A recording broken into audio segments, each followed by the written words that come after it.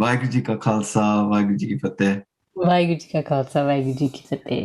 Babaji, I was talking to my little one today about memories of me and my brother. And I was talking he was like, "Did you used to fight with a brother?" I said, "Yeah." He goes, "Can you tell me a story?" I said, "Oh, my brother used to hang me upside down from the stairs." And he was waiting for the end of the story, but that was Mm. it. He used to just hang me upside down from the stairs. I thought, wow, that sounds really traumatic reflecting back on it so many years later. What kind of impact does trauma have on a person? How do you know if you've experienced trauma? Like, am I going to be messed up for the rest of my life? I don't think that's the case at all. Just going by what the last thing that you said, are you going to be messed up for the rest of your life? I think firstly, let's just unpack that. Am I going to be messed up? So that means that you already think that you are messed up in some way because you've experienced trauma. So trauma is your body and your mind's way of processing something that has happened to you that has caused you some kind of harm. So whether it is physical harm, mental harm, spiritual harm in some way, it's made you respond in a way that's, you're trying to keep yourself safe. And so trying to keep yourself safe, that is a very natural reaction to have. So the fact that you use those words messed up, like that doesn't even apply. It's your body doing whatever it needs to do to keep you safe. I'm thinking of periods where there might have been a family member, not my father, but another family member who was drunk, and I might have seen things or been exposed to things that were inappropriate, being a parent now, being an adult now. And now sometimes I think, did that have an impact on me and has that shaped me in a negative way? And also, is there anything I can do about that? Like, can you erase your garam? Like, if you've been through stuff when you're young, can you do enough Simran or Sangat to change that and change your Mm. future? Okay, well, seeing as you're telling me a lot about your family, and so I think I feel safe enough to share this, that I went through a very traumatic experience when I was a kid, and it's not something that I talk about freely with pretty much anyone. It's something that it is private to me, so I'm not going to be talking about all of the details.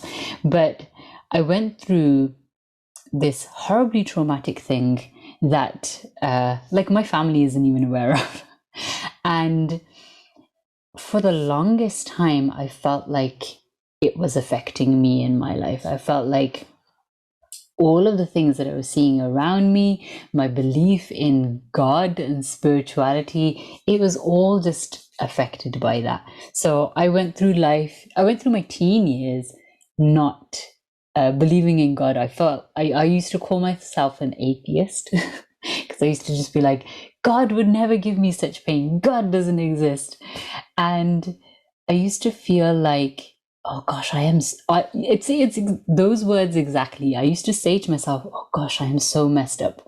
And I used to push it to the side thinking, yeah, I'm gonna have to deal with it eventually. It's like I kind of knew that I would, but I dissociated myself from it. I literally used to block those thoughts, the experience that I had. I used to just block it all out completely.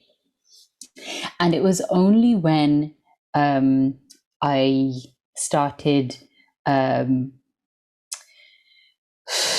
it's only when I realized that it was affecting my personal relationships that I thought, okay, yeah, I'm gonna have to deal with this because it's affecting them in such a way that, the people around me are getting angry with me. I am hurting them. They don't understand me. I don't feel seen. And so I felt like I was so alone because nobody could relate to anything that I had been through. And I used to feel such shame for the experience that I went through as well, thinking that I can't ever share this because who's going to believe that a little child like me went through something like that? It feels like you're completely alone and you can see it affecting different parts of your life, and it almost feels like you don't know what to do to stop it. And they just what happened for me was that I needed to have this really big wake up call. And the wake up call came in another traumatic way, which is actually really relevant to the trauma that you feel, because any trauma that you have experienced, it's something that you know so deeply in your cells, in your brain, in your body, that it becomes a pattern that you keep reliving. It's your mind's way of just trying to process it somehow. And that pattern, it keeps repeating itself.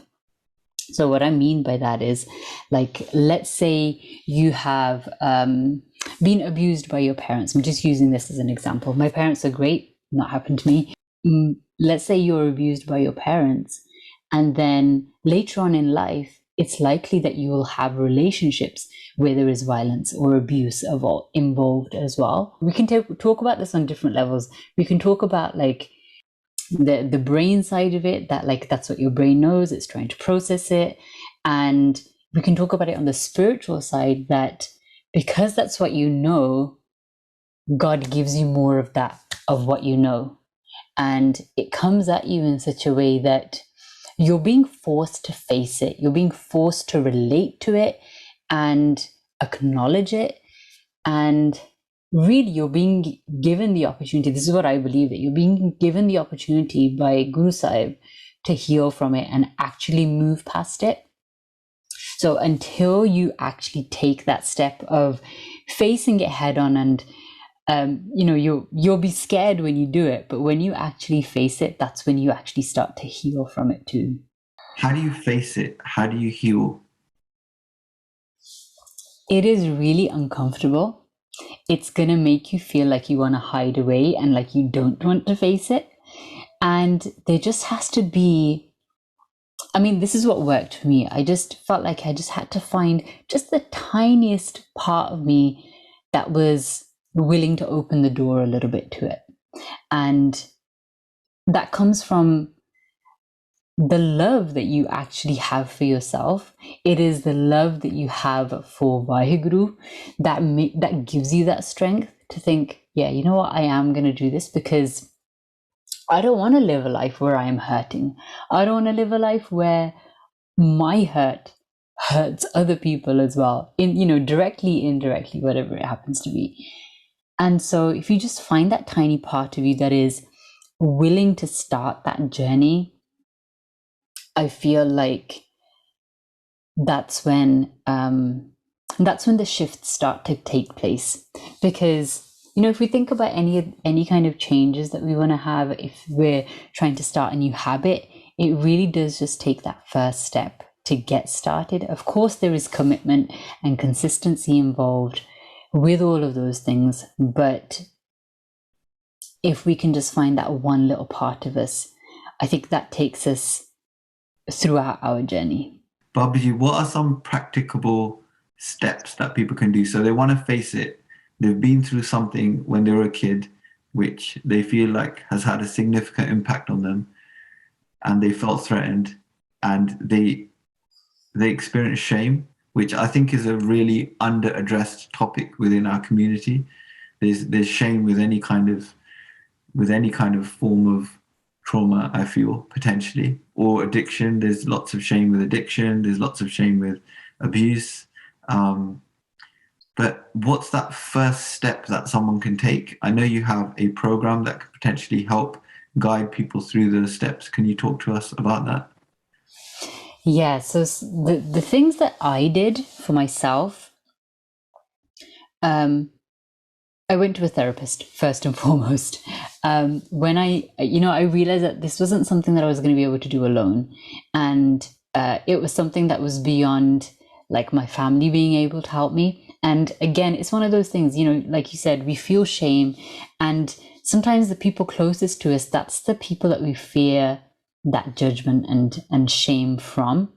And so I took the step to speak to a counselor, and I went for a number of sessions. And I remember at the time I wouldn't tell anybody. I like Naveed Singh knew, but I didn't tell anybody that I was going to counseling, because I just thought yeah, like people are going to be like, what is you have such a great life. What do you need to go to counseling for?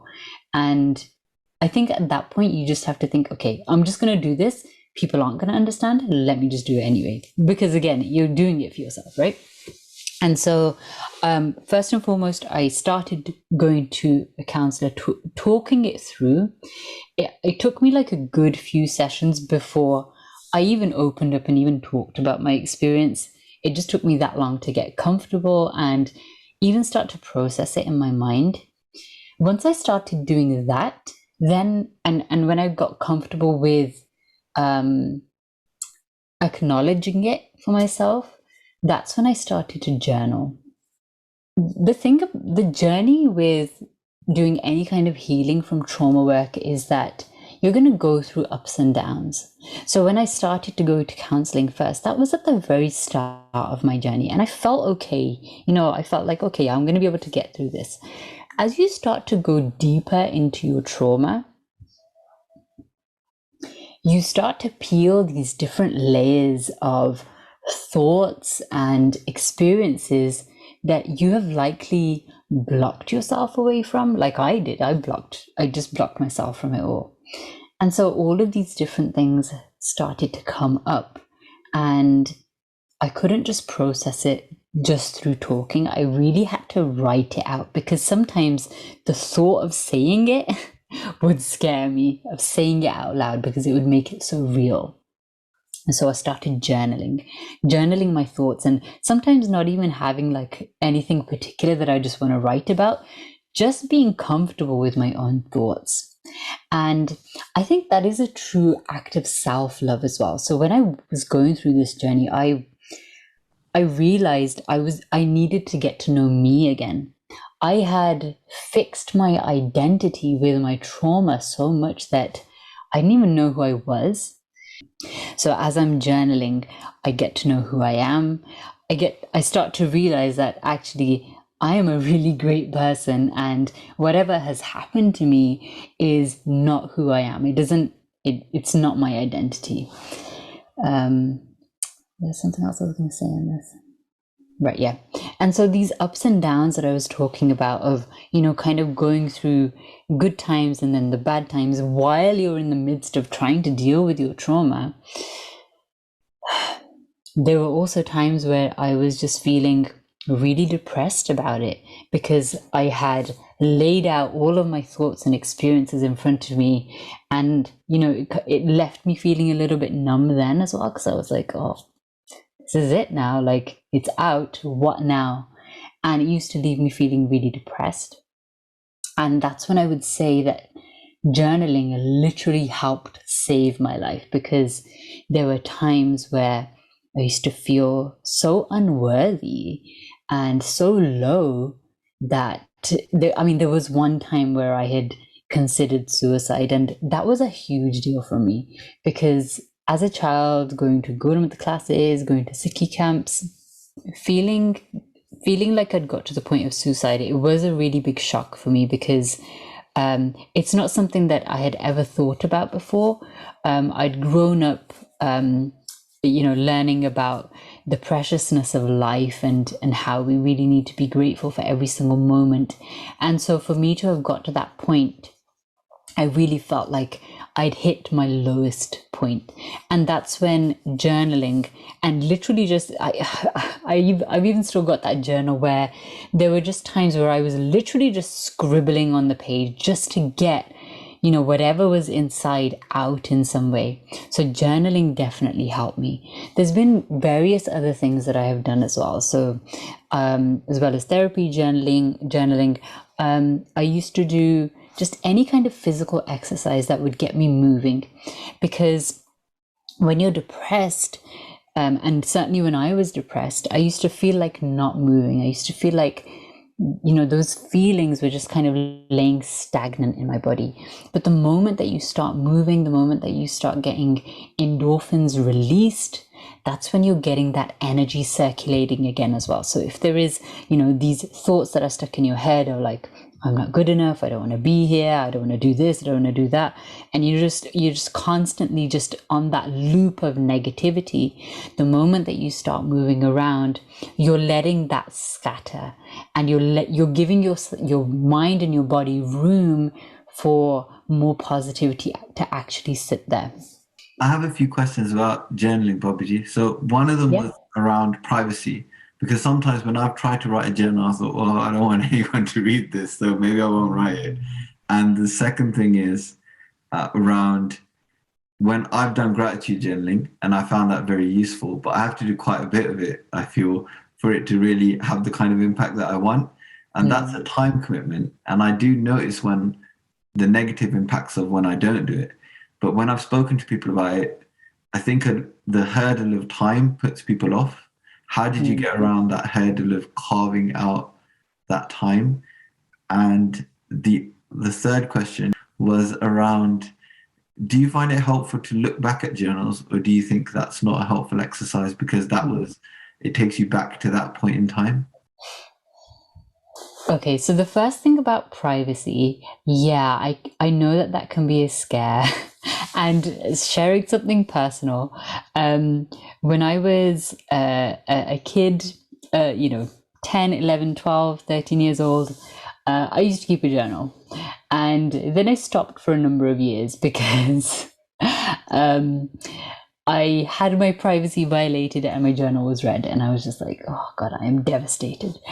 And so it took me a while to get back into it. But I remember at the time when I started journaling, I just remember explaining to Navreet, like, this is my private space. Like, please do not look into it. And the way that I actually, tried to ensure that he wouldn't. I mean, I trusted him. I knew he wouldn't. But I also got him a journal, and I said, this is your space for you to write about whatever you want. And he's journaled in it like 2 or 3 times maybe.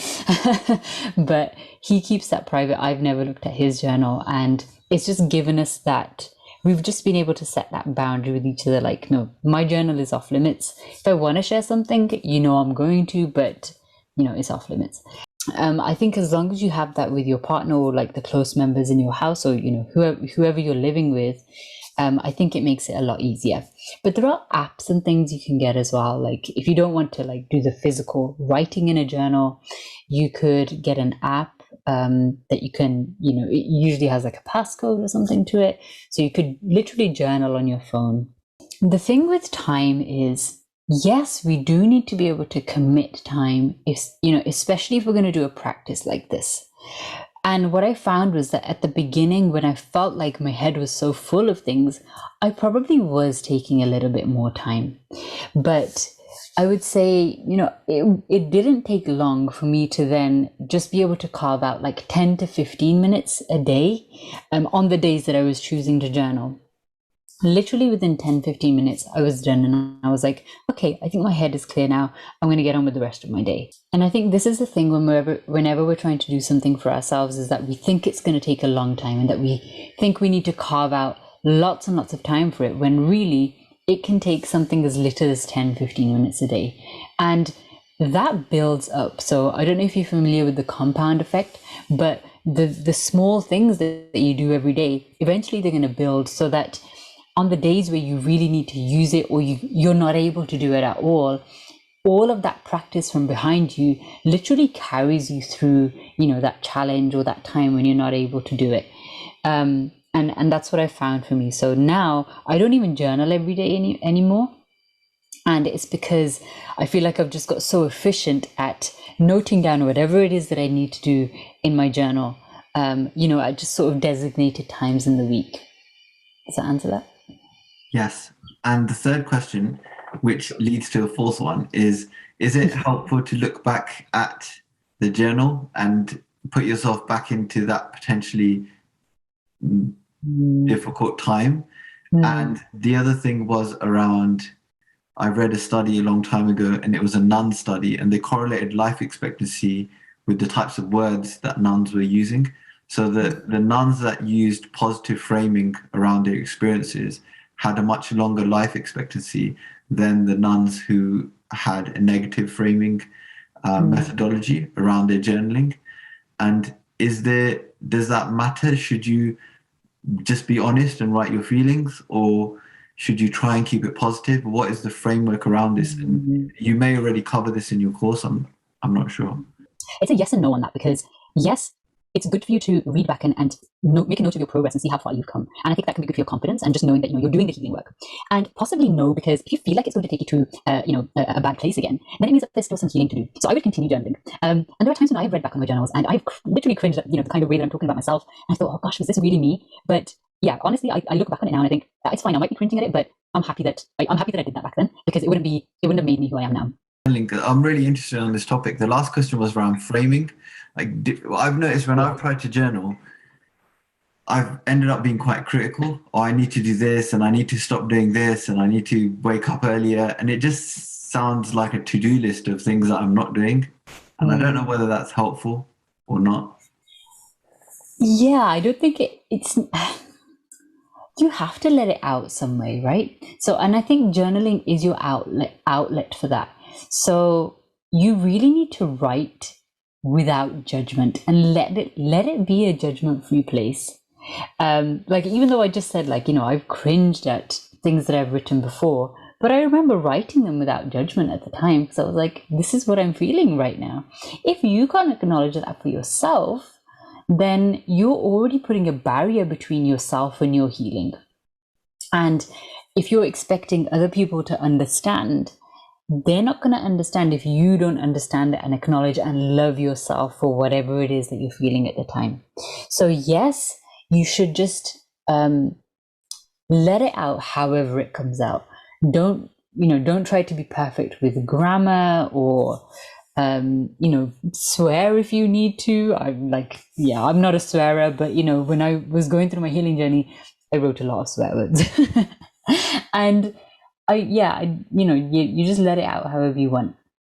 However, at some point, you will need to reflect on the fact that, okay, well, how is it that I'm actually talking to myself about myself?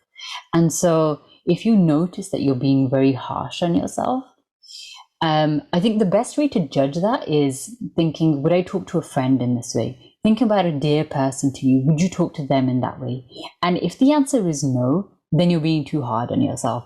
And there is a bit of, there's a change in the language and the way that you're talking to yourself that needs to change. And so this thing that you said about reframing, make a note of, if I'm being hard on myself, how can I change it so that I feel positive looking at that sentence, rather than, oh my God, I haven't done anything. Maybe your sentence needs to be, I'm working on this right now, but this is what I have done, and this is what I have achieved. If you feel like that's going to give you a sense of feeling good, then there does need to be a reframe there. Bobby, can you change your karam? And what I mean by this is, if someone's in a really difficult situation and they're really struggling and they feel like, this is my karam, this is just my sanjog. What a powerful question. Because I think whenever we're talking about spiritual things like this, we need to get our answer from Guru Sahib themselves, because Guru Sahib is the foundation and fountain of all knowledge that we ever need. And so there's a Bani Pankti that came to my mind, which is Likha padiye har naam, fir lekh na hoi. Your Likha being the account of all of your karam. And what Guru Sahib is saying in this Vani Pankti is Likha padiye har naam, that if your account, rather than it being all of the karams that you have done, like, Satnam Kaur did this, Harbir Singh did this, if all it reads is Vaheguru, Vaheguru, Vaheguru, then there is no Likha left anyway. And so to answer your question, can you change your karam? Guru Sahib has already given us all of the instructions that we need to be able to change our karam. And Guru Sahib has given that to us in the form of Naam Simran. What's your relationship like with Kirtan? Because I told this story before we hit record. My first immersion in Kirtan was at a house program when I heard you do Kirtan, probably a long time ago. I was Monna. I don't think I'd ever really liked Kirtan prior to that. I'd been to the Gurdwara and I just didn't understand anything. And then I went to the house program, and there was the kirtan, but it was sung in a way which was easy to understand. The sangat would repeat it, so there was this energy in the sangat, and then there was Simran. And even if you don't understand Gurbani, you can join into the Simran. So that was the first time I ever experienced something like that, and that was just life changing for me.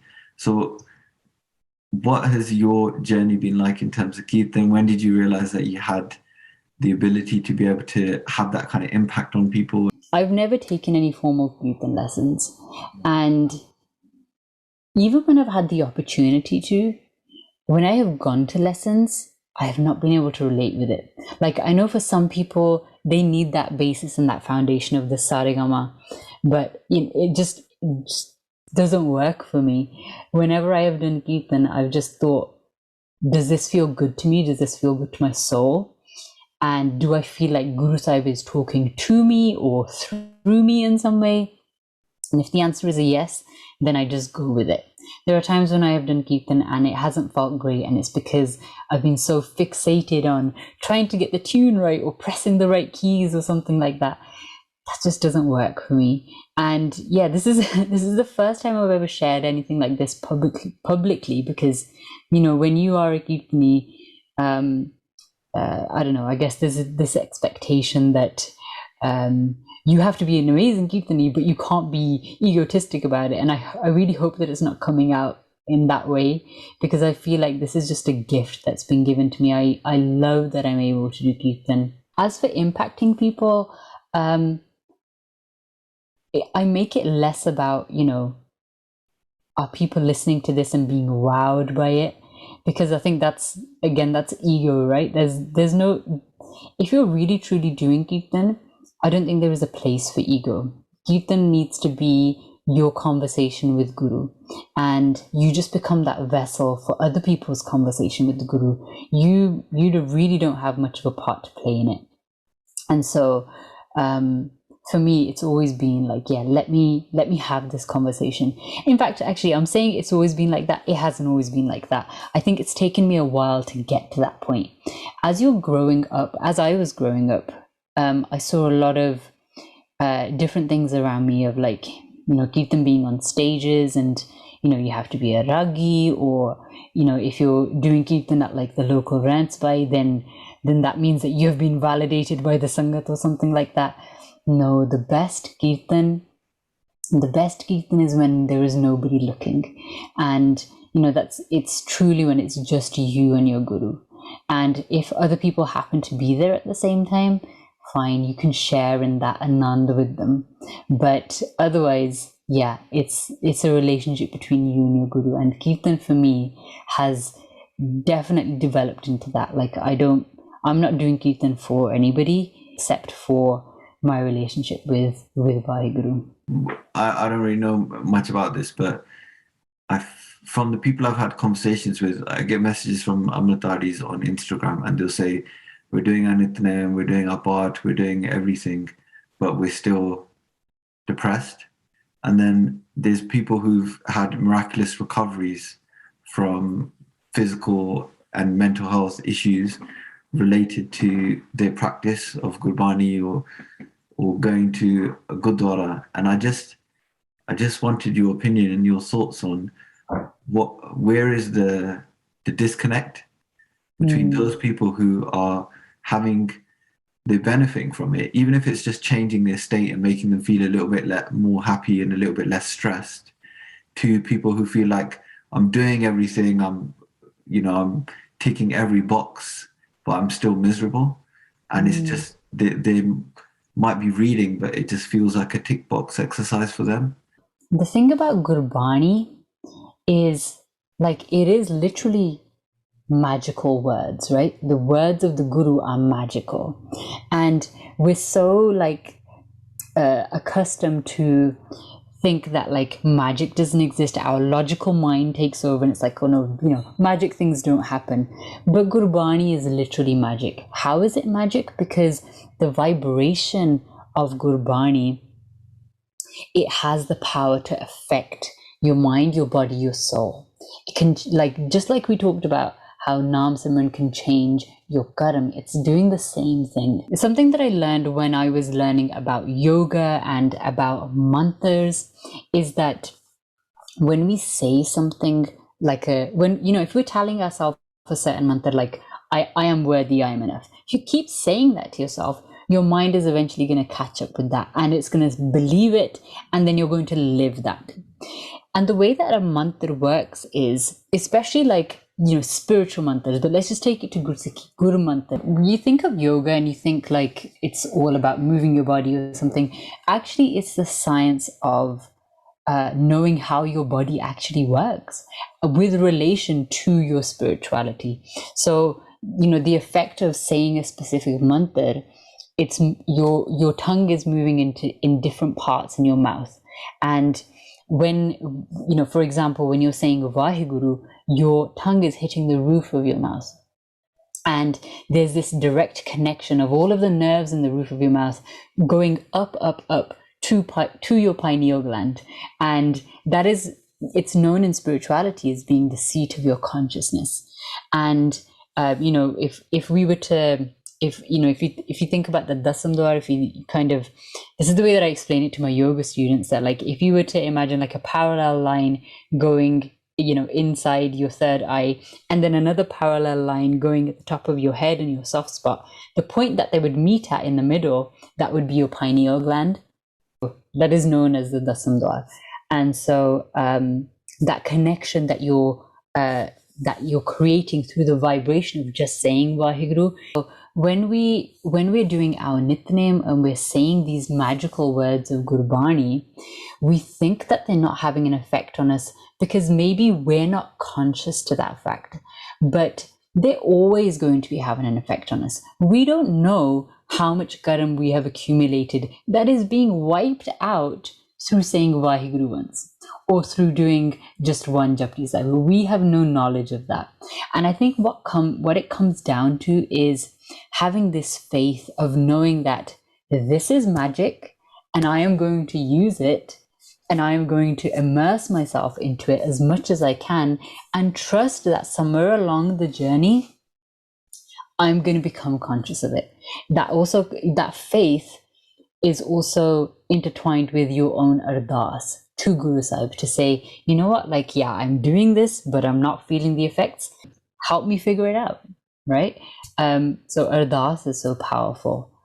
Another thing with doing your Nitnem and feeling like you're not getting anywhere is we have been accustomed to getting things instantly. And your Gursikhi, your spirituality, it's gonna take time. We just have to trust the journey. Guru Sahib will reveal everything to us. I guess it's also our block, right? Like, we don't have that full faith. When we start having more faith, Guru Sahib teaches you a lot more than you even thought was comprehensible before. I'm talking about myself personally. Sometimes I do things and I have anxiety around things and I stress around things. And on reflection, if I really had faith in God, would I have the same levels of anxiety and worries and trepidations and make efforts in such way if I felt like it was all in God's hands and He was taking care of everything? Do you feel like there's a difference in faith, or do you think like that can still be built in today's day and age, which is potentially a little bit different to 2 generations ago? Yeah, I can see why you might think that, perhaps our parents, grandparents, ancestors had more faith. But I think it's still around today. I think that faith does need to be built on, for sure. I think possibly our ancestors were a little bit more patient than us. But Guru Sahib is Aad Sach, Jugad Sach, Happy Sach, Nanak Hosi Bhi Sach. So everything that they're saying, it's no different to what it was when Guru Sahib actually said it out loud for mankind, for humankind. It's just a matter of how much are we opening ourselves to it. It reminds me of your Instagram reel where you have somebody who is watching Netflix and then they realize that it's time for Amritullah. I feel like that's what to tell you about me, but It reminds me of that. It feels like there's a contest between these distractions and between things that are going to build faith. Yeah, definitely. And this is the power of Kaljug as well. Kaljug is about darkness, it is the dark age, but it is also an age of technology.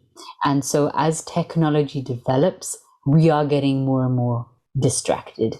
Our our attention spans are so much shorter than they have ever been now. And so to hold somebody's attention, I'm just thinking about like Instagram, for example, there's Reels, there's TikTok now, and all of those things, like we just scroll so quickly now. It's like if it doesn't hold our attention, pass, like, and we're like that with our spirituality now as well. I think it's like, okay, I'm gonna try and do Japji Sahib in 5 minutes, but don't get it done in 5 minutes, I'm just gonna leave it. Or, okay, did I not get that much of a feeling from Japji Sahib today? Okay, maybe I'm not gonna try it again then. Let me try something else. Let me try something new. And like we really need to bring ourselves back to the fact that living a Gursikhi Jivan, it's gonna take effort. It's not gonna be instant. And Guru Sahib says themselves like Pratham Rahatiye Jaan Khande Ki Paul Chake, that our very first step in our Gursikhi according to Rahatname is that we are blessed with Amrit first. And that's when our entire journey of really forming that relationship with Guru Sahib has officially begun. And that's going to take work. And this is a journey that we have been on for lifetimes. It has taken us, this entire journey of going through all of these different life forms to get to this human form. Who knows how many human lives we've had?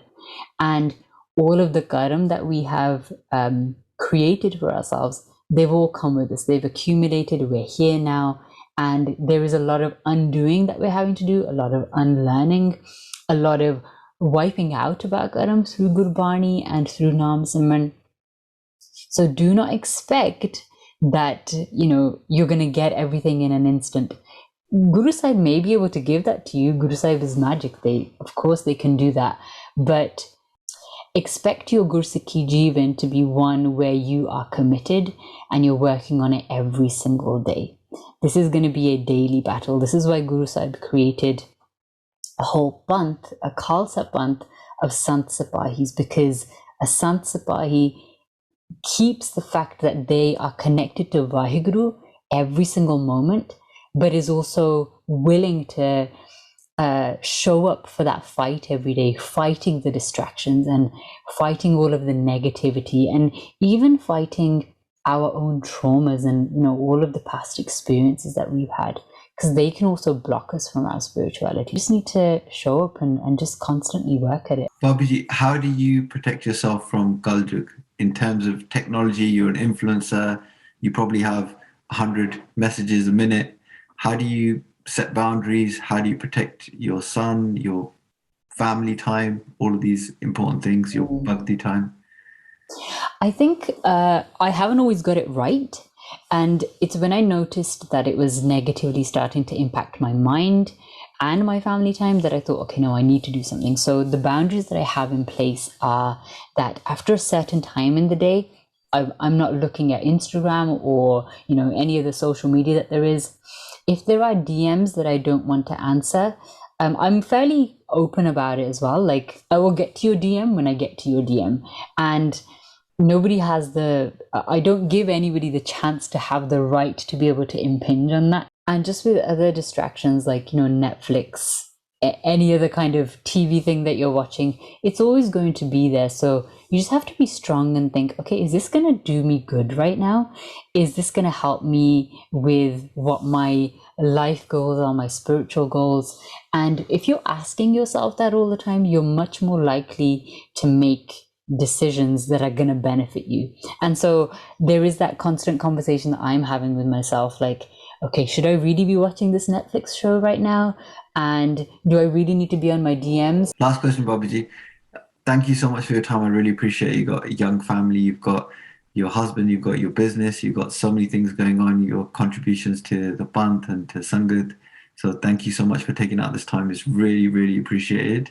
I wanted to ask you where people can get in touch with you and where they can access your content, and also any books and resources that you would recommend as well. Okay, let's start with the books thing first. So I read a lot of books. And actually, I'm a fan of Audible at the moment. So I listen to a lot of audiobooks because I feel like it's just more convenient for me. So if you want to know more about trauma, how it affects your mind, your body, your soul, then I highly recommend the book The Body Keeps the Score. I think it's amazing. In terms of building habits, I think Atomic Habits is wonderful, and along with that, possibly The Compound Effect. I'm sorry that I can't remember all of the authors right now, but if you search those titles, you'll definitely find them. In terms of self-development, the 5 a.m. Club by Robin Sharma, that was a really great, impactful book for me.